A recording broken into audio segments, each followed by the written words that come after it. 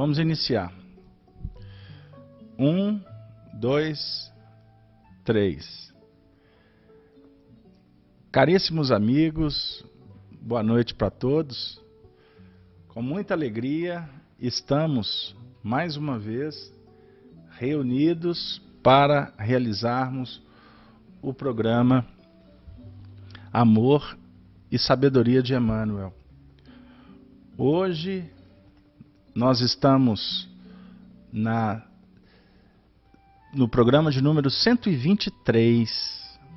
Para nós é um motivo de muita felicidade estar atingindo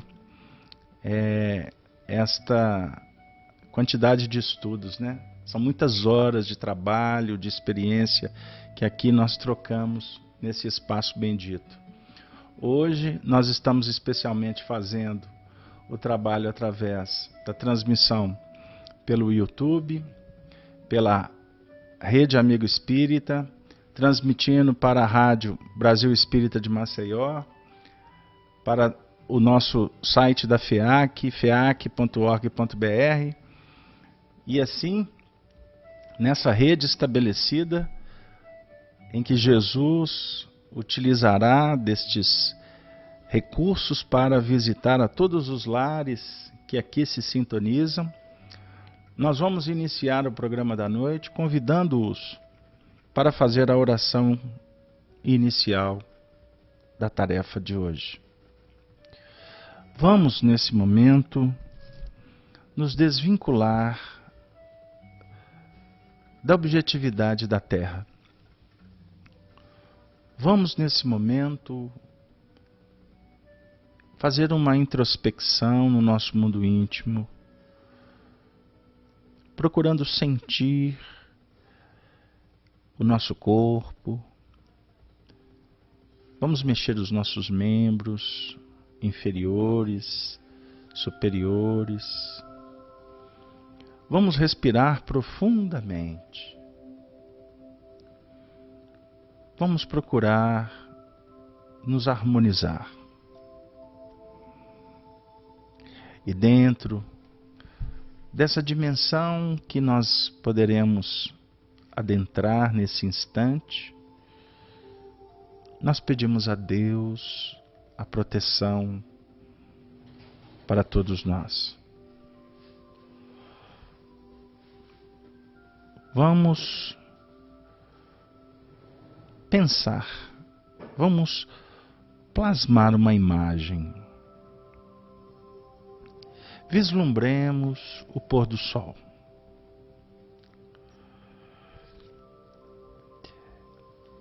Criando um painel dourado entre as nuvens, a refletir a majestade divina.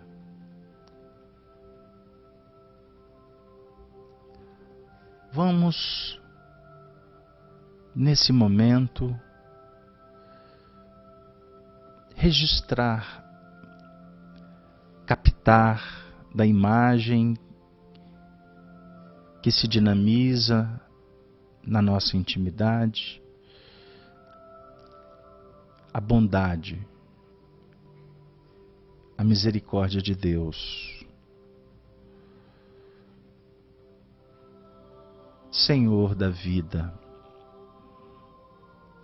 nós te agradecemos por tudo que nos destes,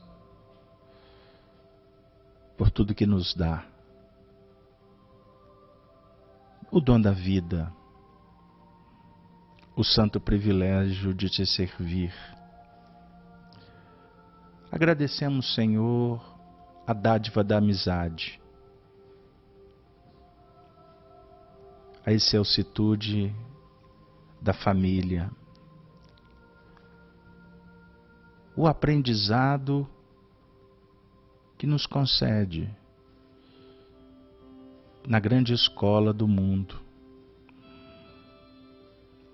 Obrigado, Senhor, pelo conforto que a Tua palavra nos confere. Como também, Senhor, o suor do trabalho, o esforço que conseguimos empreender a partir do teu amparo. Simbolicamente das tuas mãos que nos soerguem a cada momento que fragilizamos. Senhor, que nesse momento as dádivas do seu amor se transformem em medicamento, mas também em estímulo. Que a tua mansuetude nos oferte harmonia. E confiantes no teu amparo incomparável, possamos, Senhor, encontrarmos o caminho real que há de nos conceder libertação. Mas nesse momento, diante da magnitude do astro-rei, que cede lugar para as expressões das estrelas, nós te pedimos as bênçãos por todos que sofrem, pelos nossos familiares, que nesse momento passam por provas. Ajude-o, Senhor, e nos conceda a bênção de compreender e de abençoar, de pacificar, de nos tornarmos ombros para dividir as cruzes, mãos que se solidarizam, coração que se eternizam diante de tanto sofrimento. Senhor Jesus, amigo, mestre, Senhor de nossa evolução planetária, nós te suplicamos, envie os teus mensageiros para os lugares que a treva ainda impera. E no que remonta à nossa atividade, em que estamos reunidos para estudar a doutrina espírita, chave bendita para interpretar o teu evangelho, pedimos proteção, inspiração e que o nosso trabalho atinja os objetivos traçados por aqueles que te representam com dignidade e, acima de tudo, com amor. E que as nossas fragilidades, Senhor Jesus, não sejam motivo para obstaculizar a mensagem libertadora do teu Evangelho. Eis o nosso louvor. Eis, Senhor, a nossa súplica. Muito obrigado, Pai amantíssimo. Muito obrigado, irmão maior Jesus. Que assim seja, graças a Deus. Graças a Deus, queridos companheiros, novamente, boa noite para todos.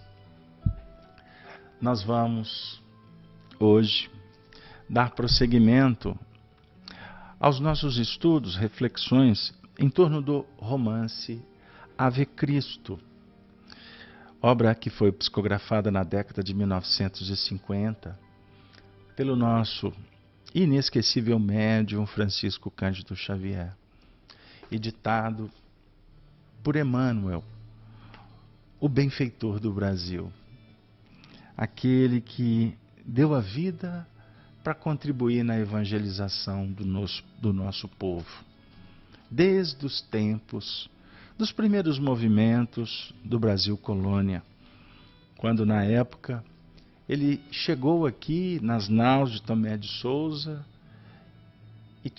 e ficou conhecido na história como o Padre Manuel da Nóbrega. Bom, o nosso tema de hoje, mergulho do espírito no passado. Ao longo do trabalho nós vamos entender o porquê do título escolhido. Vocês vão se recordar, na última semana, nós refletimos sobre aquele momento do livro em que a mãe de Quinto Celso, a criança, desencarnava nos braços do filho e daquela moça que Deus enviou para o lar, cega, abandonada. E na história nós a identificamos como Lívia, filha de Basílio, o cristão, o afinador de instrumento. E hoje, o mergulho do passado, nós vamos caminhar mais um pouco para o capítulo 5 da última parte, que é intitulado Expiação. E nós vamos nos deparar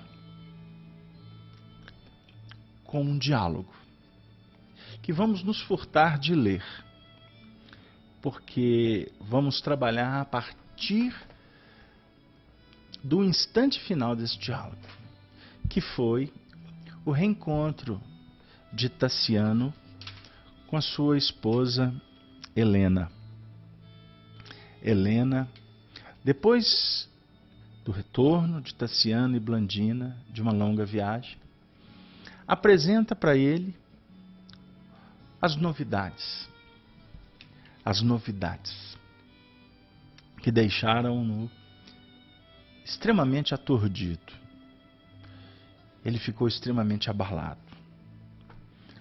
Então nós vamos nos deparar com o final desse diálogo, depois que ela fala dos acontecimentos que envolveram os cristãos, Basílio, a morte do cristão, o sumiço de Lívia. Nós vamos iniciar com uma frase dita por Tassiano. Como tudo isso é doloroso. Helena percebera a diferença que se operara naquele homem que tinha se tornado cristão. Sabendo por antecipação como te afligiriam os deploráveis sucessos, determinei providências para que a casinha de Basílio fosse guardada, a cavaleiro de qualquer irreverência das autoridades. Espero possas encontrar a residência humilde nas mesmas condições em que o velho a deixou, tudo sem mudança. Ela se apresentava como benfeitora, sendo que na realidade ela tinha sido instrumento para a desdita, para o sofrimento de todos aqueles que estavam envolvidos naquele contexto. Então, à frente do companheiro prostrado pela dor, completou a mentirosa versão dos fatos, ajuntando. Todavia, não me preocupei tão somente com esse aspecto da situação. Convicta de que chegarias de momento para o outro, encarreguei Teódulo de visitar o porto de Massília na esperança de colher informe sobre um possível embarque da jovem para algum lugar. Mentirosa afirmativa. Tassiano, angustiado, pronunciou breves palavras de reconhecimento. A suposta benemerência da esposa, de alguma sorte, redimia aos seus olhos. Ao entardecer, encaminhou-se para o domicílio singelo.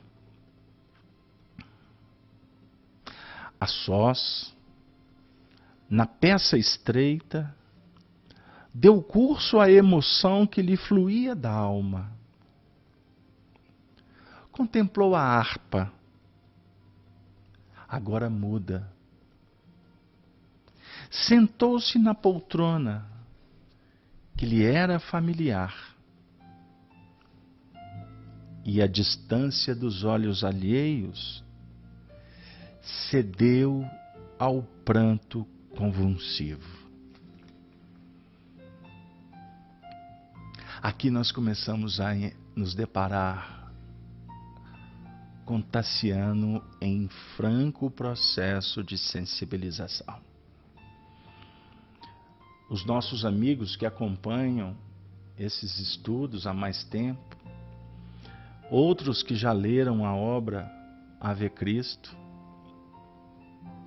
vão se recordar do jovem e reverente Tassiano. No início do livro, recolhido nas furnas, em meio às complicações do ambiente espiritual de Roma, pelo seu paternal benfeitor Quinto Varro. Posteriormente, nos deparamos com Tassiano crescido longe do pai, que houvera passado por um drama complexo, aonde a sua esposa e seu primo conspurcaram o seu próprio lar. Ele cresceu escutando mentiras da própria mãe,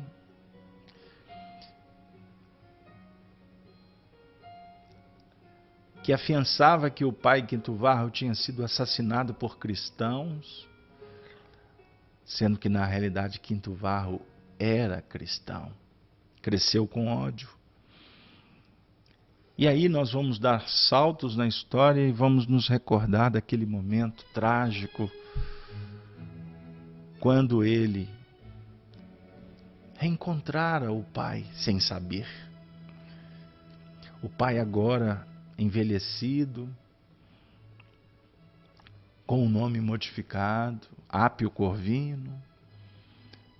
Quis ele, o pai, prestar-lhe uma homenagem sem se identificar e não sabia do ódio do filho com o cristianismo.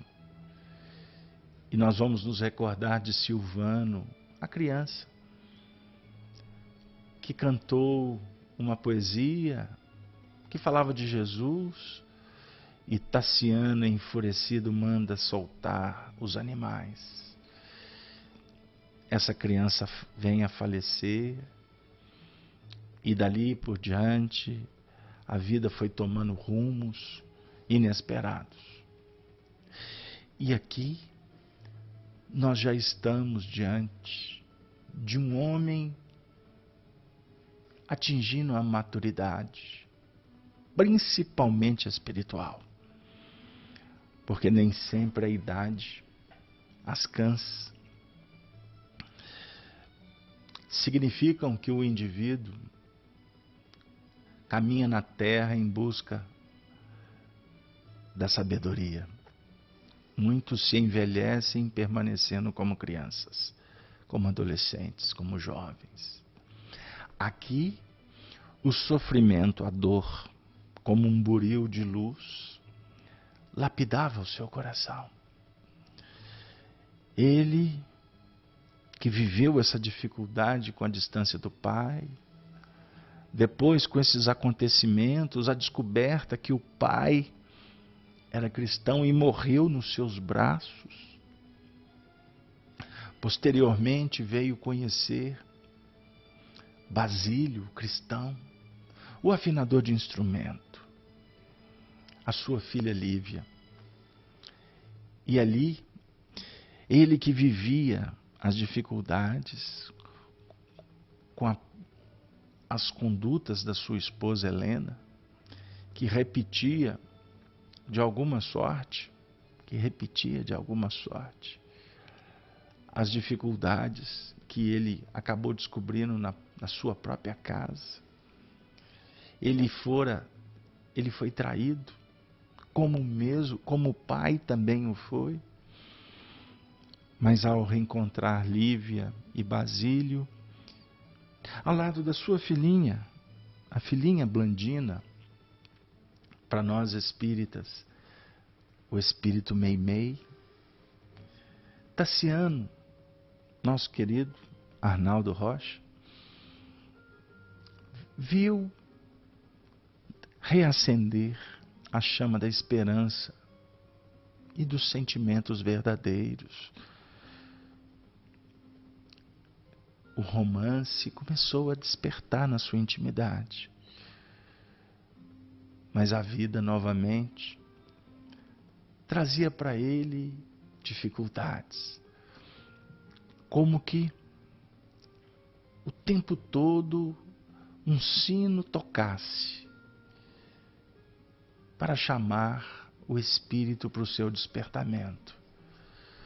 E esse sino, em suas badaladas, apresentava-se na trajetória de Tassiano em notas de profundo sofrimento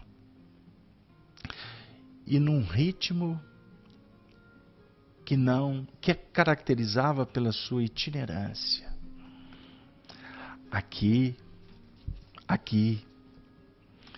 nós então vamos contemplar a figura de Tassiano no entardecer, como na prece que fizemos fomos inspirados a buscar essa imagem do pôr do sol. E eu confesso para vocês que eu não tinha lido esse texto anteriormente. Agora, para me recordar do entardecer. Então a gente observa as coincidências que não são coincidências em lugar nenhum. A harpa muda. A harpa que ele viu tantas vezes manuseada pelas mãos delicadas de Lívia.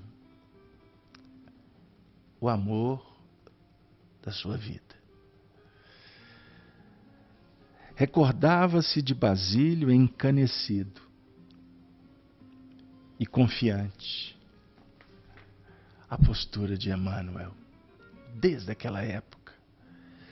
Emmanuel já num processo de transformação para o Cristo. Revia Lívia em pensamento, recapitulando a noite das despedidas. E não sabia se chorava de amor ou de compaixão. Cambaleante. Abeirou-se do pequeno gabinete em que o velho se entregava a estudos habituais e, após compulsar alguns trechos de leitura, encontrou anotações evangélicas do afinador de instrumento, que lhe denunciavam as predileções religiosas. Algumas notas autobiográficas enfileiravam-se esclarecedoras. Basílio não era cristão de muito. Encípro devotava-se ao culto de Serapis, curador. A descrição do perfil de Basílio, Emmanuel. Somente em Massília, meses antes da transferência para Lyon, é que conhecera o Evangelho, afeiçoando-se a Jesus. Receitas e instruções aos enfermos, do tempo em que venerava o antigo deus egípcio,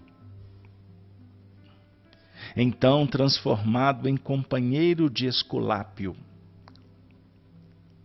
Misturavam-se as preciosas anotações alusivas ao Novo Testamento, poesias de louvor, as antigas divindades e apontamentos apostólicos do cristianismo nascente jaziam selecionadas, revelando-lhe a caminhada espiritual. Por último, deteve-se Tassiano, admirando o curioso trabalho de Basílio,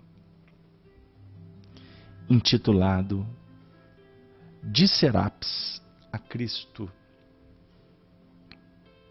que lhe marcava a definitiva transição. Eu chamo a atenção dos amigos estudiosos para a descrição do perfil. Nós temos aqui símbolos interessantíssimos. E vamos iniciar dizendo um ponto que foi objeto de atenção de Tassiano.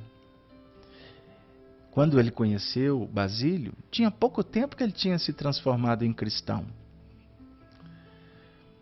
Mas observemos as notas autobiográficas que encaixavam perfeitamente com seu perfil. Termina a descrição com o manuscrito que ele encontrou, De Serapis a Cristo, que marcava a definitiva transição de Emmanuel, de Basílio nesse instante, de Serapis a Cristo. Certa feita, Arnaldo Rocha perguntou para Chico Xavier: Chico, Emmanuel comentou algo com você sobre esse trabalho? Se esse trabalho poderia ser considerado? Se ele não poderia trazer para nós esse tratado? A curiosidade de Arnaldo Rocha nos idos anos 50. Porque esse fato chamou bastante a sua atenção lá atrás. O que Emmanuel respondeu que não caberia mais tocar neste assunto. Aqui nós vamos ver o lado filosófico de Basílio. Aí nós podemos fazer uma incursão no século I da era cristã, conforme a descrição do romance 50 anos depois, quando Emmanuel apresenta o perfil psicológico de Nestório, o escravo grego, filhos de judeus, que era uma das suas reencarnações. Uma encarnação posterior ao senador Públio Lentulus Cornélios. Nestório já deixando o patriciado, a nobreza, ou seja, um escravo. E podemos verificar que Basílio repete a história. Novamente um escravo. Basílio, inclusive, nós vamos nos deparar com essa história, já ele na condição de mais velho e um recém-liberto. Embora a liberdade dele, no final da trajetória de Basílio, nessa obra, foi confiscada de novo. E ele acabou desencarnando, torturado como cristão até a morte. Fazendo uma conexão muito interessante com a desencarnação de Nestório, conforme a descrição do romance 50 anos depois. Nestório desencarnado na arena, no circo. Muito interessante que aí a gente vai remontando a história e vamos relembrar Nestório olhando para a arquibancada, vendo a plateia ensandecida, enlouquecida, gritando cristãos às feras. E ele, num transe extraordinário, ele se vê na arquibancada. Ele, naquele momento final da sua encarnação, o seu psiquismo abre a uma reminiscência, quando Públio Lentulus, recebendo as honrarias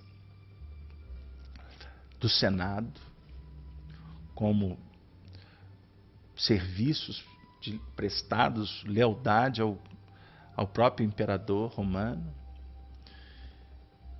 assistia os cristãos sofrendo, passando pelo morticínio, sem saber que entre os cristãos estava a alma de sua alma, sua esposa Lívia. São as coincidências, são os acasos. Não. E aí a gente faz até como a gente fala no interior de Minas, a gente vai fazer um devorteio. Nós vamos projetar de novo para essa obra, inclusive para refletir o porquê. O nome Lívia. O nome Lívia. Para esta Lívia que não é a mesma Lívia do romance há 2000 anos. Naquela época, Lívia ascendeu, Lívia se libertou das injunções terrenas, mas deixou uma marca, um exemplo extraordinário no coração tanto do marido querido, Públio Lentulus, como de sua filha Flávia.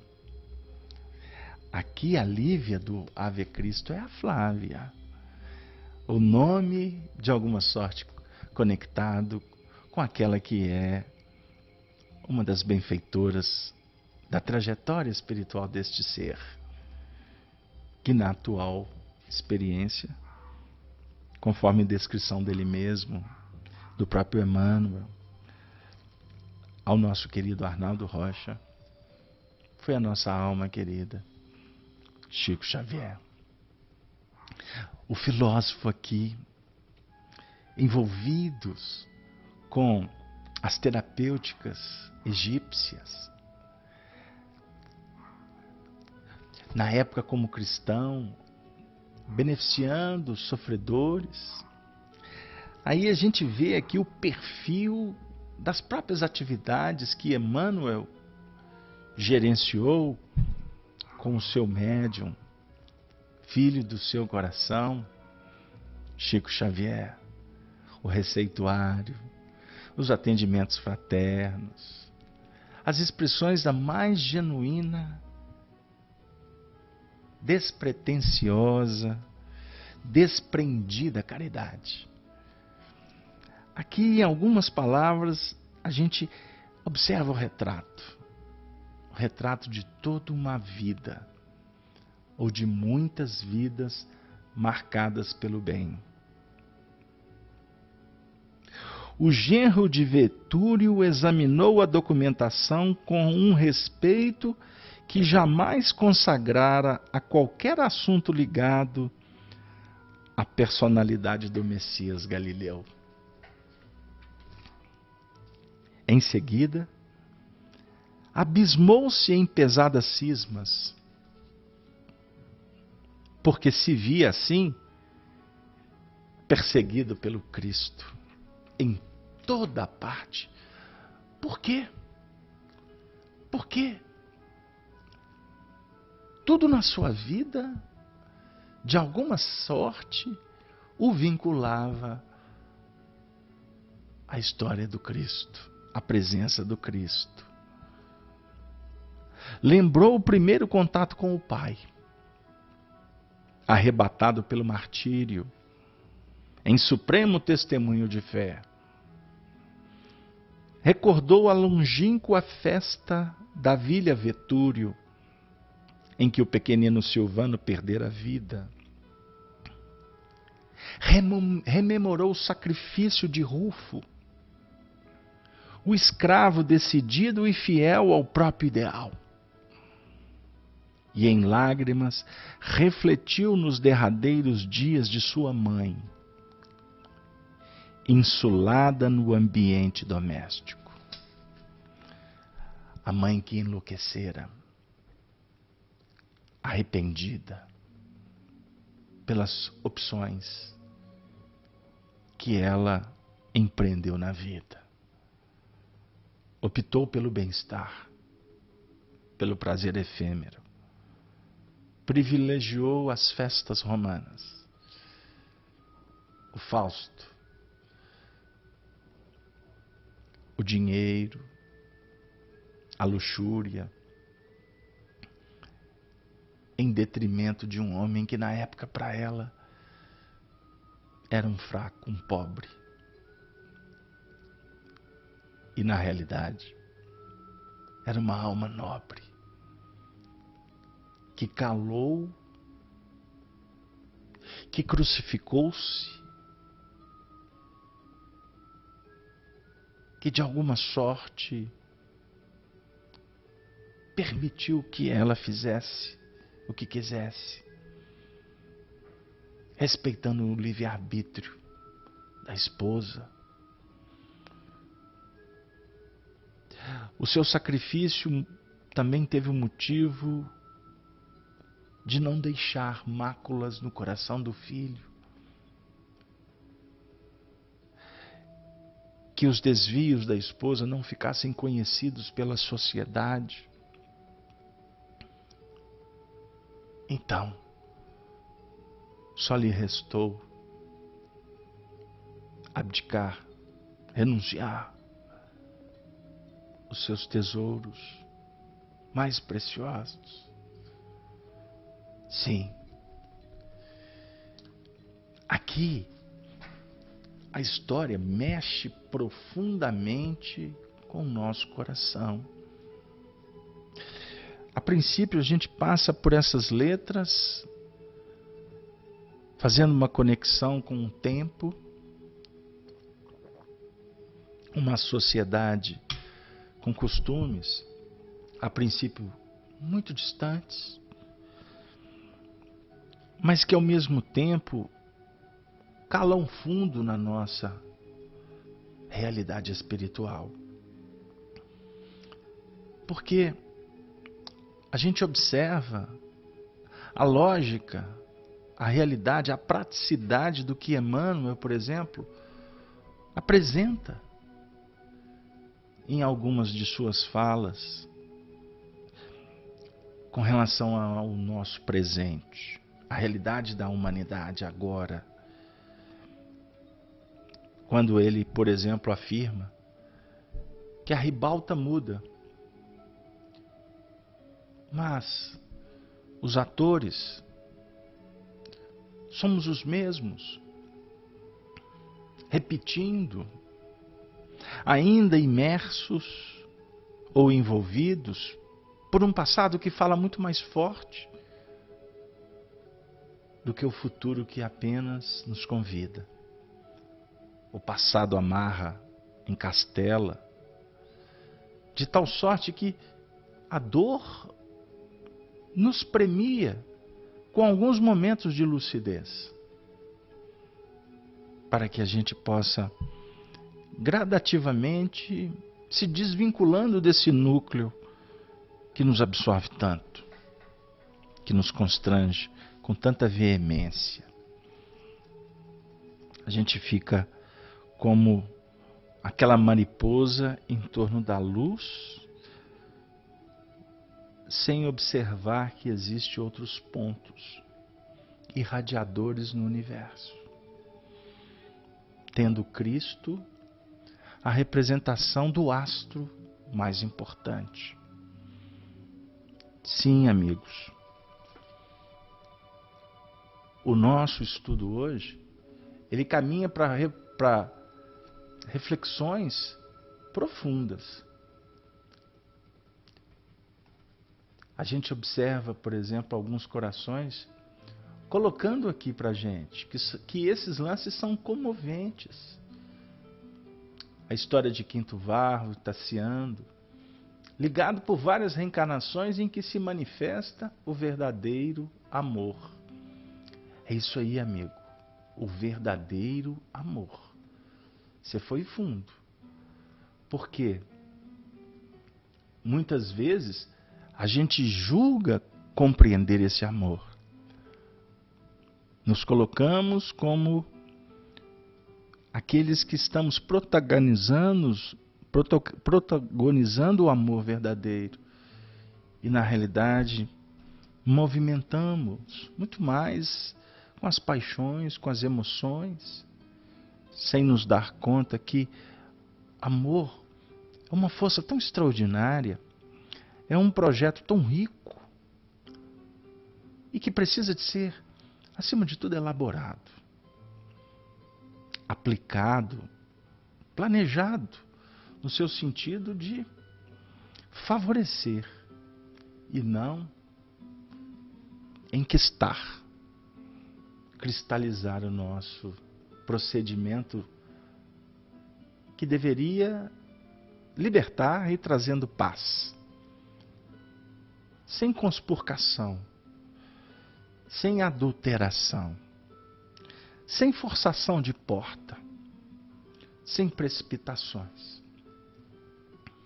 Por isso é que a doutrina espírita para nós, nos tempos atuais, tem um valor que transcende até o nosso entendimento. E hoje eu dialogava com um coração muito querido, e eu dizia exatamente isso.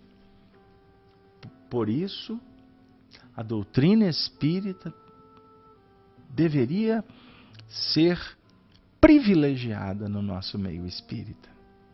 Como assim? Deveríamos estudar mais a doutrina espírita e não ocuparmos o espaço que deveria ser consignado para Allan Kardec com incursões de naturezas equivocadas, modismos, inovações, assuntos que eminentemente não têm nada a ver com espiritismo, embora de caráter espiritualista. Reflitamos, porque nós na atualidade precisamos de Kardec e Jesus, ponto. Porque sem Kardec e Jesus, podemos dizer que as coisas perdem um sentido, no que remonta à nossa espiritualidade maior. Porque Kardec simboliza a chave que abre os portais do entendimento. Mas só Kardec não resolve. Porque a transformação está no Evangelho, que a doutrina espírita favorece o nosso entendimento. E quando eu falo entendimento, é entendimento do coração. É entendimento do coração. Antes de prosseguir, estou vendo que nós estamos tendo muitas participações. Eu agradeço ao André, agradeço ao Simplício. Que bom, Simplício. Vamos ver a Vanessa, que está aqui conosco. E tantos outros, a Anitta. Muito obrigado a todos por terem atendido o chamado, porque hoje a gente não está fazendo o Hangout e o pessoal veio aqui para o chat do YouTube. Beleza, um grande abraço aos nossos ouvintes da Rádio Brasil Espírita, que também nos acompanham nesse momento, através da transmissão da nossa querida emissora. Vamos lá. E nessa relembrança de Rufo, nós chamamos a atenção que Rufo é a reencarnação do nosso querido Eurípides Barçanufo. E me recordo agora de Arnaldo Rocha, falando de Eurípides Barçanufo com um respeito admirável. Ele ficava emocionado quando falava do benfeitor de Sacramento. ele se sentia extremamente agradecido às bênçãos do escravo Rufo, que também sofreu com a intolerância do nosso querido Tassiano. O Rafael de Jesus está perguntando, é ao vivo mesmo? É sim, amigo. É sim. Estamos aqui fazendo essa experiência através do YouTube e está sendo muito valiosa para todos nós, porque nesse canal aqui a gente tem a oportunidade de ter uma ambiência muito mais aberta, né? E com isso extremamente democrática. Vamos lá. As reminiscências do enforcamento de Súbrio passaram nítidas por sua imaginação. Súbrio, o enforcamento daquele soldado. É uma história extraordinária. Súbrio foi um médium muito conhecido aqui em Belo Horizonte. Lidava na área da cura, né, das terapêuticas, das cirurgias magnéticas. Ele, na última encarnação, o nome dele foi Loreto Flores. Para aqueles que são de Belo Horizonte, que têm interesse nos estudos das reencarnações. Entretanto, continuava odiando os princípios nazarenos. Não podia conceber uma terra em que os senhores se nivelassem com os escravos. Recusava a teoria do perdão irrestrito. Jamais concordaria com a solidariedade entre os patrícios e plebeus. Os deuses antigos, as epopeias romanas, as conquistas dos imperadores e a palavra dos filósofos que haviam construído o direito na república e no império, dominavam-lhe o coração com demasiado vigor, para que pudesse desprender-se facilmente do mundo moral em que alicerçara a própria razão de ser desde a meninice distante. Fora consagrado a Cíbele e trazia no peito o selo ardente da fé que orientava os seus antepassados. E nessa confiança pretendia morrer. Olha que interessante.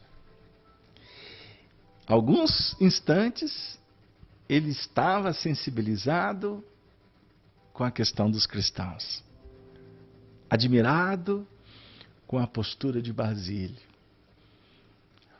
Aí ele entra num processo de reminiscência, no sentido de recordar o passado e logo em seguida observemos o que a cristalização faz.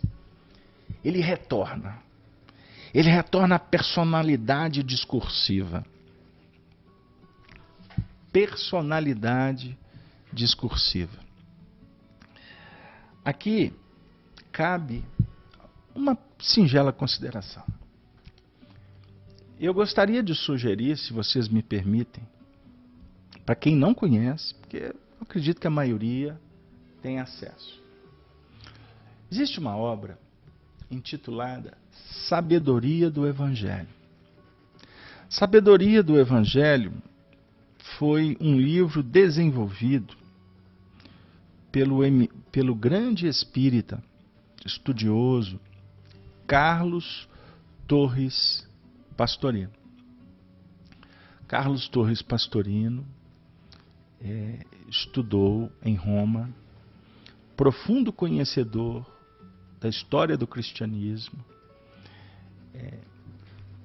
Com o passar do tempo, ele deixou o catolicismo e se tornou espírita. Carlos Torres Pastorino nos deixou belos legados. Dentre eles, ele nos deixou essa obra. Então ele faz uma análise do Evangelho com uma luz mais profunda. Para alguns ele era um tanto quanto místico. Para outros, ele aprofundou de uma forma que nós ainda não tivemos o alcance que ele projetou. Infelizmente, os interesses do mundo proibiram a venda desta obra. Mas vocês vão achar na internet. Nesta obra, ele faz um estudo muito interessante em vários pontos na interpretação do Evangelho. Então ele nos ajuda a entender um pouco da diferença da manifestação do Espírito, do eu profundo, com a personalidade que ela é formatada, que ela é construída para atender às nossas necessidades momentâneas. Então aqui nós estamos falando de personalidades. Tassiano, a personalidade que estava sendo alimentada por interesses extremamente equivocados. A essência espiritual, o ser, o espírito, nesse momento aqui, estava sensibilizado para uma série de acontecimentos do passado, a circunstância que foi estabelecida naquele momento, o se deparar com a dor, conflito, que estabelece muitas vezes um marco divisório na nossa trajetória evolucional, não é? E ao mesmo tempo ele vai se deparar com a sua realidade objetiva daquele momento. Tassiano era a sua personalidade. Tassiano foi preparado para brigar com as manifestações do Espírito, com a essência espiritual do amor. Ele foi preparado para ser um cidadão romano. Embora todas as ofertas culturais da época que ele assimilou com muita propriedade, e diga-se de passagem, Emmanuel fala de Tassiano como um espírito de vasta cultura. O espírito Tassiano. O espírito, vamos falar, o espírito de Tassiano. Tassiano é personalidade. Então a essência espiritual que a gente está conhecendo aqui como Tassiano é um espírito de vasta cultura. E eu tive o privilégio de conviver com ele na última existência. E constatei isso. Era um homem amante do livro, profundo conhecedor da história da humanidade. Discursava sobre vários assuntos de uma forma escorreita. Tinha sua característica própria, que para aqueles que o conheceram, criou-se até um certo paralelismo entre o cristão e o homem ferrenho que foi Arnaldo. Para uns, Arnaldo era admirado como um grande espírita. Para outros que não o compreendiam, ele era um homem de um caráter inquebrantável. E chegava a ser rude, intolerante. Para quem o conheceu nas suas manifestações mais íntimas, nesta encarnação, sabia que estava diante de uma alma nobre. Mas eu posso dizer que uma boa parte não compreendeu. Vasta cultura.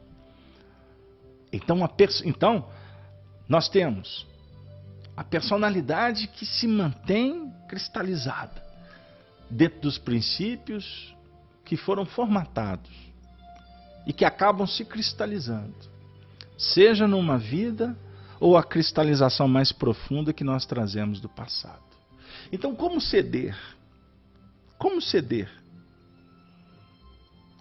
De que modo contrapor Apolo, o benfeitor triunfante da natureza? Como contrapor? com Jesus?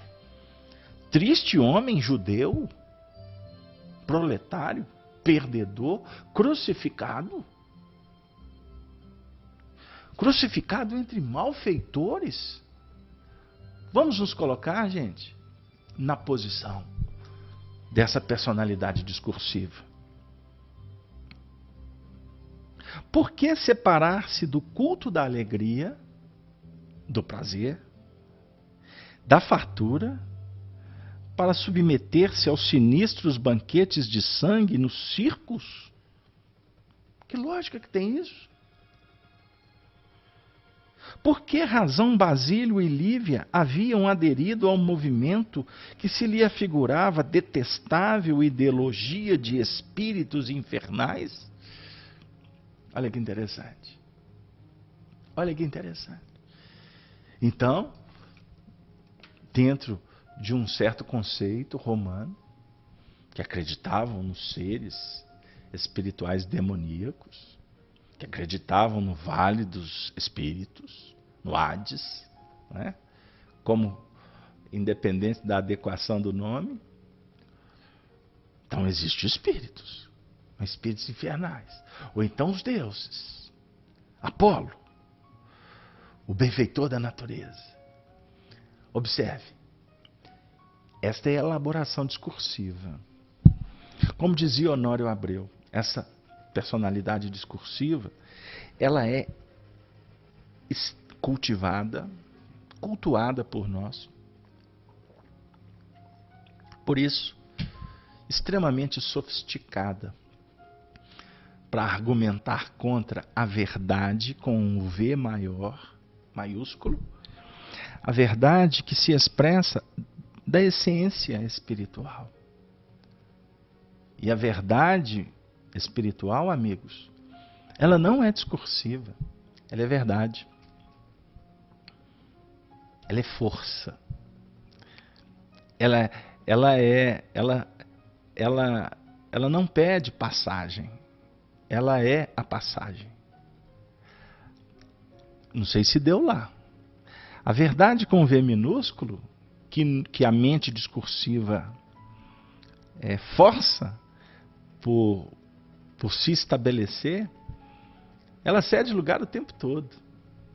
A verdade de agora não será a verdade do amanhã. Deu aí? A verdade de ontem foi substituída pelos conceitos que estão em elaboração no hoje. Então, são pontos que caracterizam um pouco dos nossos conflitos. Quer um exemplo? Helena, você que é amiga, que está com a gente sempre aí, hein, Helena? Muito obrigado. Helena, a gente sabe que a gente precisa de melhorar, não é verdade? Todos nós. Agora, já observou como que nós criamos sistemas para não pôr o pé na estrada dessa melhora? O médico diagnostica, faz o prognóstico, estabelece a terapêutica. E quantas vezes a gente insiste?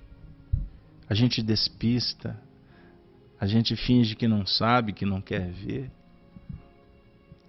para não operacionalizar. Porque colocar em prática é bem diferente do que filosofar. A nossa atividade aqui é uma atividade em que estamos tentando elaborar, estamos tentando incorporar conceitos.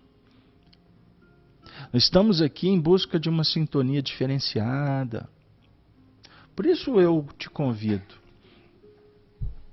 esqueça quem está falando. Fica prestando atenção nos defeitos dos homens.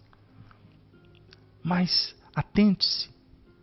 A mensagem que está chegando para você, independente de onde está vindo. O importante é que a mensagem está batendo na sua porta. Qual mensagem? Vamos refletir. Qual mensagem? Tanto o canhão quanto o canto do roxinol estão trazendo, vamos dizer assim, vibrações, notícias, que podem, se por nós forem observadas, transformar pedras em pães. Pedras em pães. Mas o fim, por que razão Basílio e Lívia? Esse trecho aqui fala muito. Porque enquanto está na mensagem, a gente contrapõe. Mas aqui ele vai ficar indignado, é por que Basílio e Lívia? Observem bem que interessante. Basílio e Lívia. Basílio e Lívia tocaram o coração de Tassiano. Tocaram o coração de Tassiano. E por terem tocado o coração de Tassiano, aí, vamos dizer assim, a corneta toca diferente. Vai tocar diferente. Por que motivo? Porque aqui nós já estamos refletindo sobre a vinculação, o sentimento. Deu aí? Aí a gente vai entender o porquê da importância dos exemplos que o filósofo apresenta como a força que arrasta. Porque as palavras podem esvair-se, pulverizar, sumir com o vento. Mas o evento do exemplo, ele contagia. Porque é um movimento de alma para alma. Olha que interessante. Então, o ponto irradiador da nossa evolução é o Cristo. O Cristo envia mensageiros em nome dele. Mensageiros que podem, mais próximos de nós, por convivência, por afinidade, por sintonia, falar do Cristo de uma forma diferente. Deu aí? Então sempre haverá líderes e liderados. Porque nessas lideranças nós vamos sendo como que envolvidos, estimulados por irradiação, por conhecimento, por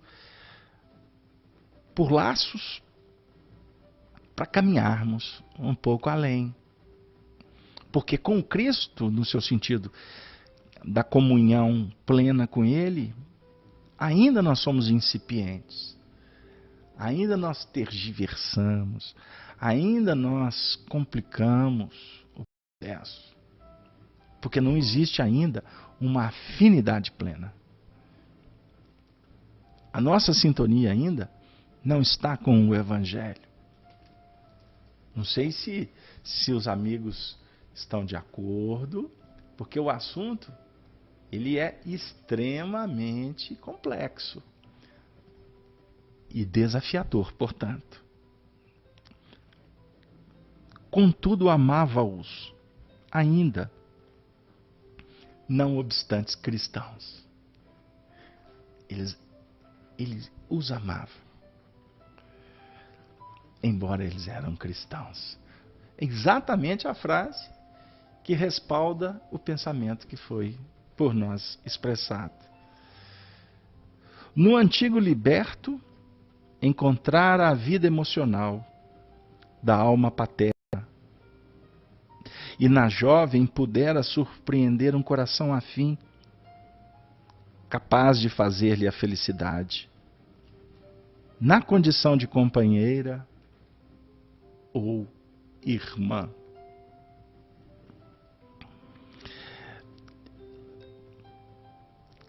Em Basílio, a vida emocional da alma paterna. Ele encontrava em Basílio a transferência do amor que ele sentia para com o pai. Isso é tão comum, transferência, nas nossas relações. Buscamos no outro o que um coração querido deixou vazio no nosso ser. Então a gente vai entendendo aqui um assunto muito importante que Emmanuel ensinou para todos aqueles que trabalhavam junto com Chico, lá nos tempos de Pedro Leopoldo.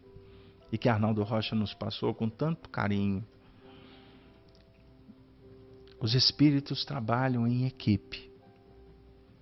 Famílias espirituais estão de mãos dadas.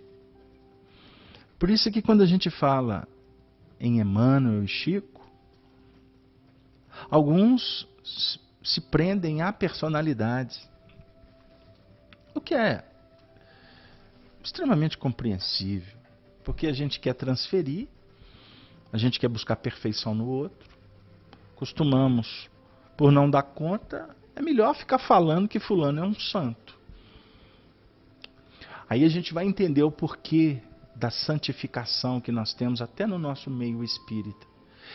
O meio espírita que deveria ser um movimento despersonalizado, porque foi o que nos ensinou Allan Kardec. E a gente insiste em manter estrelas, mitos. Aí a gente vai ficar o tempo todo movimentando, aplaudindo os outros. Uma coisa é você escrever história, uma coisa é você deixar registrado os grandes feitos. A outra coisa é você parar a sua evolução para ficar admirando os grandes expoentes. Uma coisa é falar assim, olha, eu admiro o trabalho de fulano.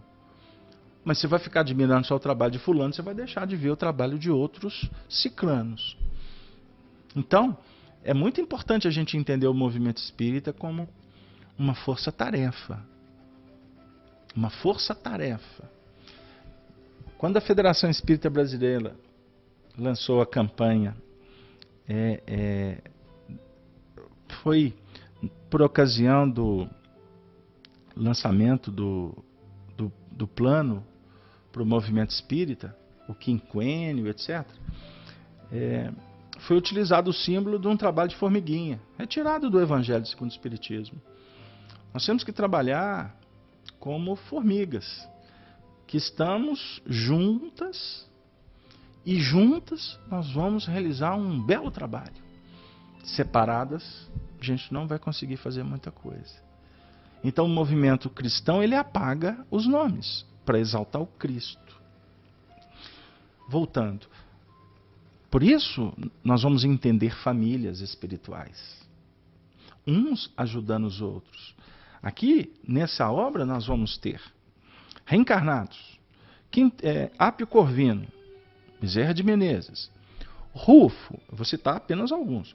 Rufo, Eurípides Barçanufo, Quinto Varro, Pedro de Alcântara, deixa eu me recordar aqui, Basílio, Emmanuel, Lívia, Chico, Blandina, Meimei, Tassiano, Arnaldo, Pontimiana, a Geni Xavier, o marido Alésio, o José Xavier, a Lucila, filha do Tassiano, era a Lucília, irmã de Chico Xavier. E por aí vai. Os que me veio aqui. O Lólio Súbrio, né, que foi o Loreto Flores. Estava me esquecendo. Nós vamos falar aqui de Enio Pudens, que foi a encarnação de Enio Santos, amigo de Chico, de Arnaldo. Nós vamos ter aqui o nosso querido Marcelino, Érato Marcelino, Honório Onofre de Abreu, um outro cristão de nome Lúcio, o irmão do Honório. E aí vai. São vários companheiros que estavam trabalhando no movimento espírita, sintonizados, essa família sintonizada, cada um no seu esforço, dando um recado na área do espiritismo. Agora, outros que estavam aqui no livro estavam reencarnados também, juntos, porém sem ser espíritas, familiar de um, familiar do outro, alguns sem nenhum vínculo físico, mas reencarnados. Agora, quantos do lado de lá? Quantos do mundo espiritual? Então nós temos uma parcela reencarnada, outra parcela no mundo espiritual. Então, e aí estas microfamílias fazem parte de famílias de comunidades maiores. Porque todas serão reunidas por um só pastor, mesmo aprisco. Entenderam? Então a gente vai mourejando, a gente vai caminhando, a gente vai evoluindo, junto com almas afins, com adversários, com alguns que estamos aprendendo a reconhecer os seus valores, enfim, na parentela corporal, na parentela espiritual, mas o objetivo um só: o crescimento espiritual. Aí a gente vai entender aqui, na jovem, né? Na jovem, surpreender um coração afim, capaz de fazer-lhe a felicidade, na condição de companheira ou irmã. Se nós voltarmos os olhos para o livro há 2000 anos, nós vamos encontrar o feiticeiro sendo visitado por duas companheiras que foram no mercado de Roma procurar o feiticeiro para fazer um trabalho espiritual para prejudicar, para separar Plínio Severus de Flávia Lentulus. Se vocês prestarem atenção nos textos, e esse conhecimento que a gente vai tendo da história nos permite amarrar uma série de procedimentos, nós vamos verificar o seguinte: que o feiticeiro disse: olha, com esses dois eu não mexo, porque são almas gêmeas, são almas afins. Se eu meter o bedelho ali, eu me complico espiritualmente. Olha o conhecimento do feiticeiro, ou do médium, como queira. Então aqui, essas duas almas se reencontram. Mas não significa, quando a gente fala em alma gêmea, que é marido ou mulher, amantes. Não. Porque a gente mistura os sentimentos espirituais com a questão da sexualidade na Terra.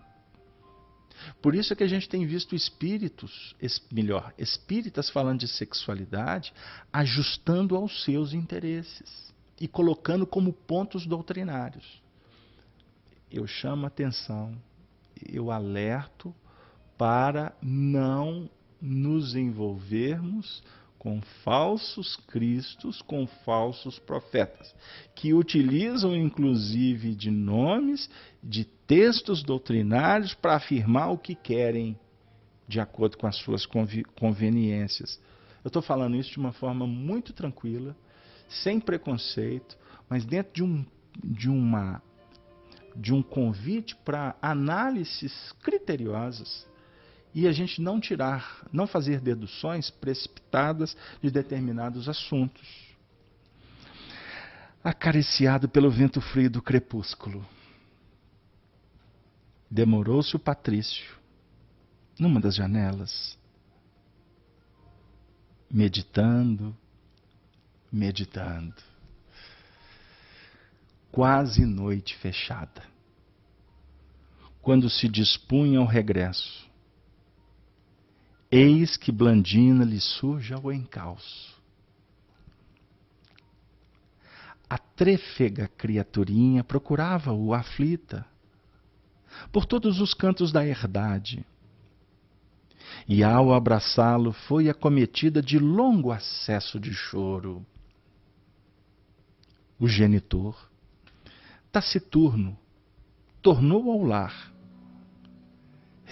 reconduzindo-a em pranto. No dia imediato, entrou em entendimento com o proprietário do casebre, que o afinador alugara por tempo indefinido. Tassiano propunha-se a conservá-lo para o culto das próprias recordações. Reencontraria Lívia? Pensara em avistar-se com o legado de Augusto. Mas Ignácio Valeriano, depois de ligeira permanência na Aquitânia, tornara-se a sede do império. Após adquirir o ninho singelo, onde Basílio estacionara por tempo tão curto, diariamente passava lá o tempo que lhe sobrava das tarefas costumeiras, quase sempre seguido de Blandina, que não esquecia as almas ausentes. As mãos infantis, minúsculas e frágeis, dedilhavam o instrumento, buscando imitar a amiga que partira, demandando rumo incerto, aplaudida pelo pai, que se distraía, em lhe reparando a diligência.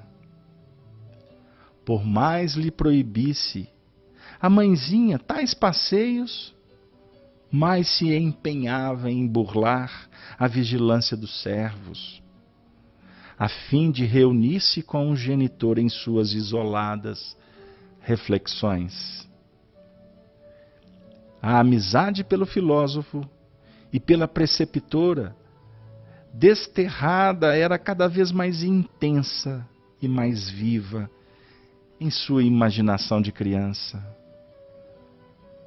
Muitas vezes perguntava ao pai se Lívia tinha sido furtada nalgum assalto de Plutão. E noutras ocasiões afirmava, cerrando os olhos, que o vovô Basílio se achava sorridente ao seu lado, abraçando-a. Certa noite, em que Tassiano se demorara na choupana, além do hábito que lhe era próprio, Blandina, à porta, contemplava o firmamento constelado, quando, inesperadamente, desferiu uma exclamação de alegria, bradando espantada: "Vovô! Vovô! Vovô! É o vovô Basílio, papai. Veja, está chegando." O espírito de Emmanuel, ou de Basílio, se apresentava para aquela criança sensível, delicada, médium da vida, para novamente trazer recados, revelações, sinais para a alma de Tassiano, no intuito de despertá-lo, como nós outros, para a realidade espiritual que nos visita, que bate na nossa porta, nos convidando para a transformação, para que o Cristo adentre os portais da nossa intimidade e permaneça para sempre, nos legando o reinado de amor e de paz. Por isso, eu agradeço a todos pela presença, pela paciência, pela atenção, pelas vibrações ao estudo da noite, que hoje foi tão descritivo pelas características que a obra exige, mas eu convido a todos para que estejamos juntos na próxima terça-feira com a continuação desse encontro. Esse encontro espiritual entre Basílio, Tassiano e Blandina, que vai abrir as portas para o reencontro deles com a adorável, com a inesquecível alma querida. E para encerrar o nosso encontro, eu trago, Maria Dolores, louvor e súplica. Deus de eterna bondade, em prece de louvor, entrego-te minha alma. Sê bendito, meu Pai, por todos os recursos, ferramentas, processos e medidas, dos quais te utilizastes a fim de que eu perceba que tudo devo a ti. Agradeço-te, pois, o tesouro da vida, a presença do amor, a constância do tempo, o sustento da fé, o calor da esperança que me acena ao porvir, o santo privilégio de servir, o pensamento reto, que me faz discernir o que é mal e o que é bem, na clara obrigação de nunca desprezar ou de ferir alguém. Agradeço-te ainda a visão das estrelas, a esmaltarem de glória o lar celeste, as flores do caminho, os braços que me amparam e os gestos de carinho dos corações queridos que me destes. Por tudo te agradeço, e quando te aprouver, despojar-me dos bens com que me exaltas. Ensinas-me, Senhor, a devolver tudo o que me emprestastes.